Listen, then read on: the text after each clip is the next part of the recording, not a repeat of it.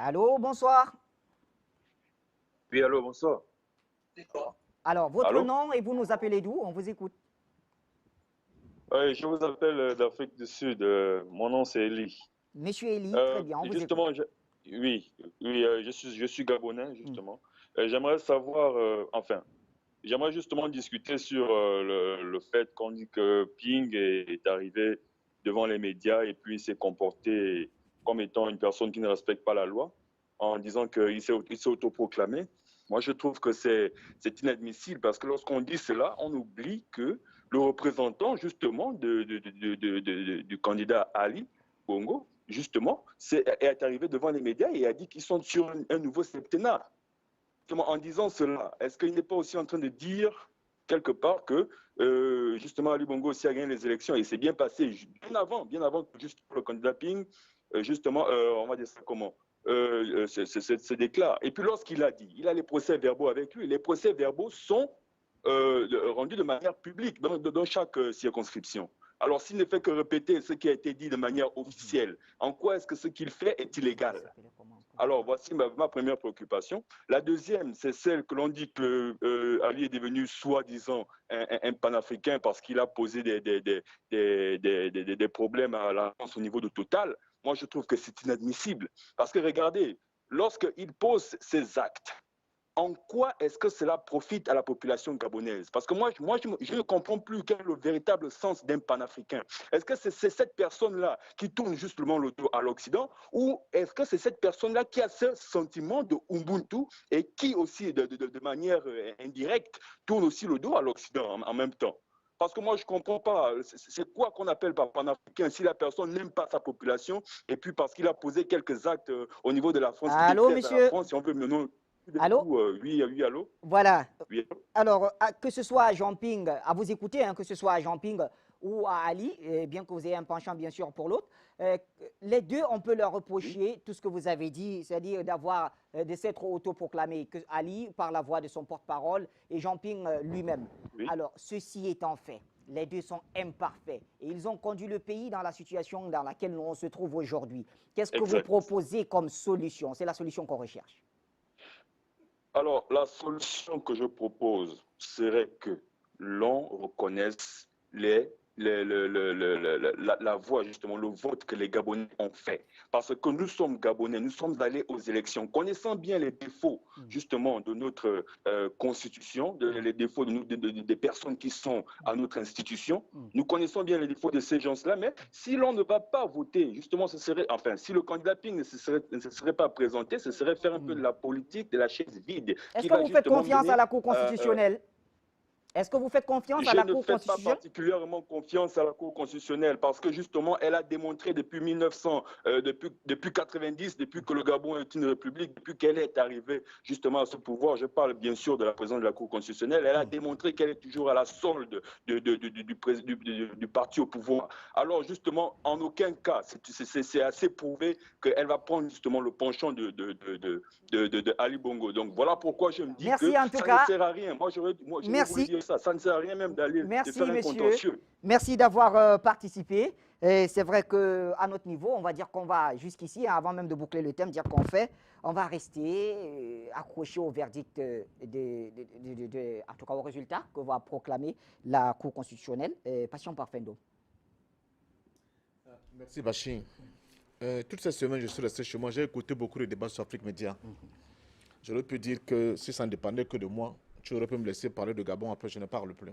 Malheureusement. Bon, honnêtement, parce que j'ai Oui, écouté malheureusement, on va beaucoup de rester jusqu'au choses, bout. des Oui. vertes et des pas mûres. Je vais commencer par cette citation du philosophe italien Antonio Gramsci, qui nous dit ceci. Le vieux monde se meurt. Le nouveau est lent et à apparaître. Et c'est dans ce clair-obscur qu'apparaissent les monstres. Bachir, le problème qui se pose aujourd'hui au Gabon n'est pas le problème du Gabon. C'est le problème de l'Afrique.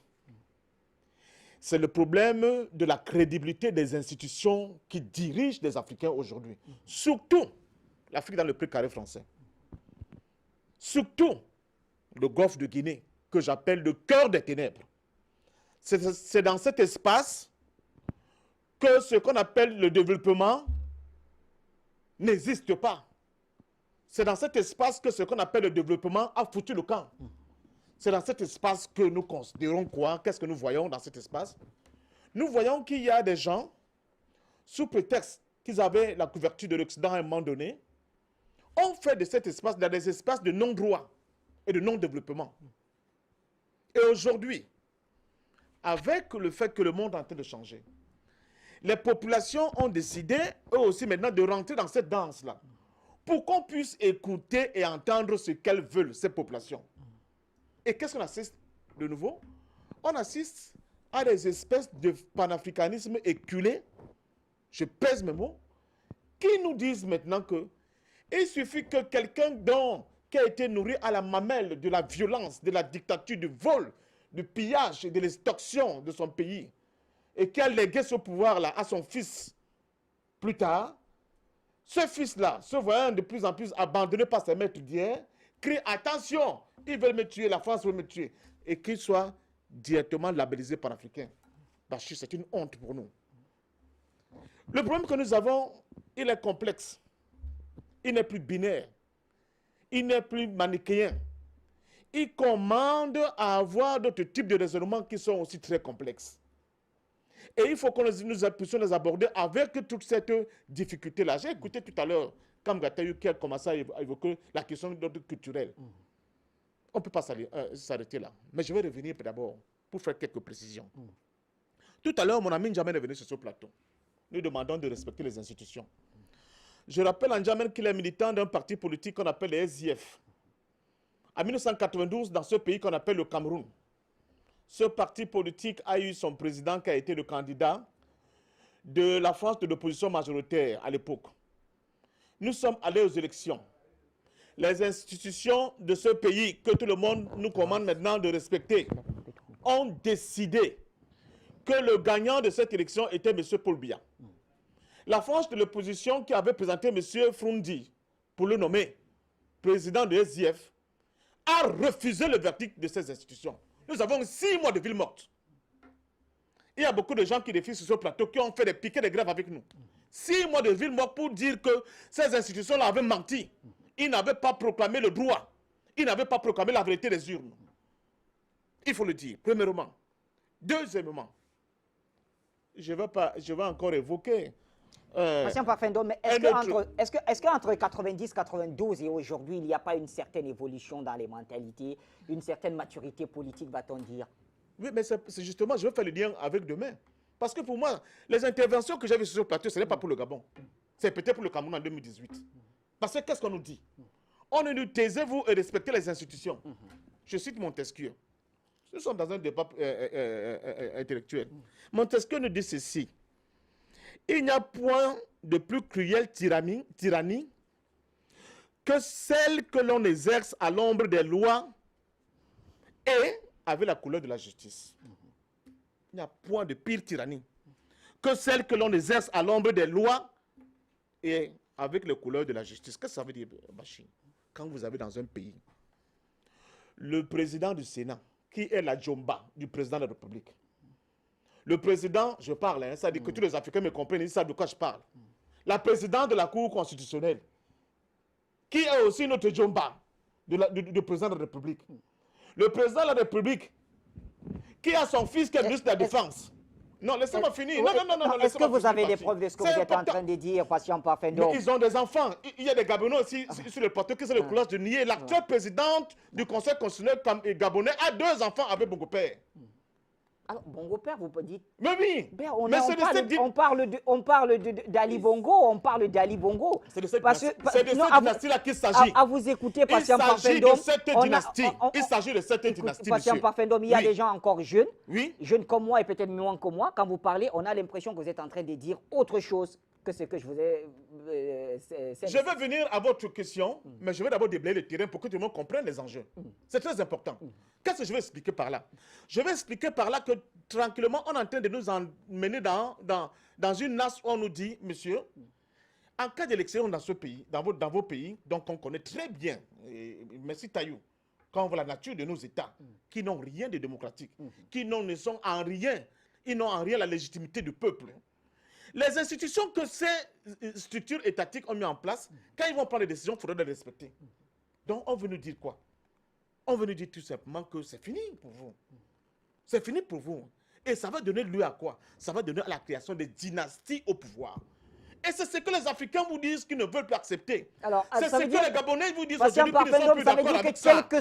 Quelles que soient les capacités, quelle que soit, comment dire, la carrure, je reste sur la capacité intellectuelle et l'aptitude même à gouverner qu'a Ali Bongo, le simple fait qu'il soit le fils de Omar Bongo, fait de lui quelqu'un qui appartient à une dynastie et donc il ne peut pas gouverner au Gabon. Je vais loin. Est-ce que ce n'est pas un peu dur?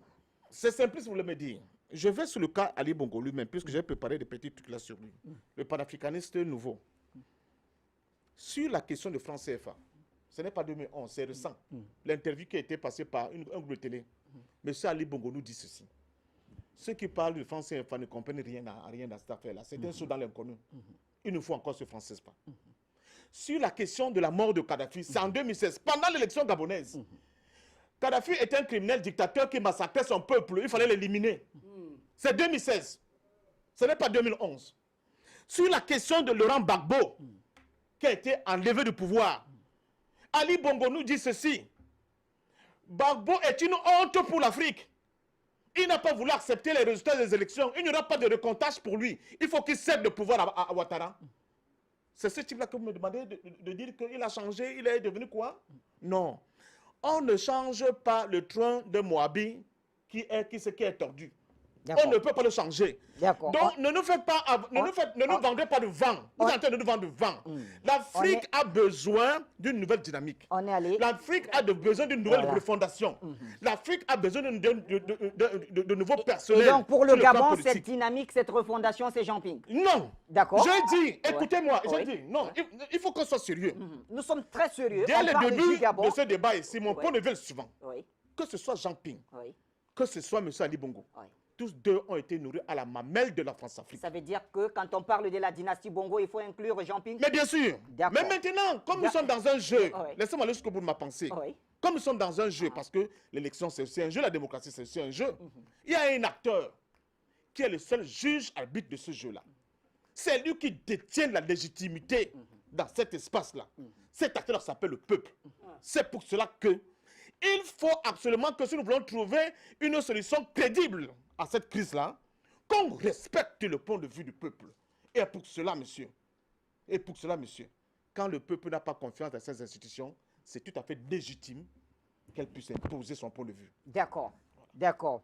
Et c'est vrai que j'avais une dernière question à vous poser, Dalvarez, vous me le pardonnerez, vous me le permettez, je vous en prie. Alors, mais est-ce que vous ne trouvez pas que c'est assez paradoxal de vous écouter parler du peuple quand vous êtes panafricaniste et en même temps vous parlez de néocolonies? Mais bien sûr. Le panafricanisme n'est pas, comment dire ça? Est-ce que vous estimez que le peuple, le Gabon est aujourd'hui une nation assez puissante au point où le peuple gabonais peut s'exprimer et que sa voix soit valable? J'ai voulu parler des héritages, vous avez voulu dire que les héritages n'existent pas. Attends, Bachir. Le panafricanisme ne se construit pas sur le dos de la volonté des peuples. Le panafricanisme se construit avec, évidemment, la volonté des peuples. Une question directe. Nous ne sommes pas plus qualifiés que le peuple. Est-ce que dans tout le précaré français, oui, il existe un seul pays où c'est le peuple qui décide dans les urnes? Maintenant, je fais appel à votre sens d'homme politique et de panafricanisme. Merci beaucoup, Bachir. Très bonne question. Est-ce qu'il existe un seul pays dans tout le précaré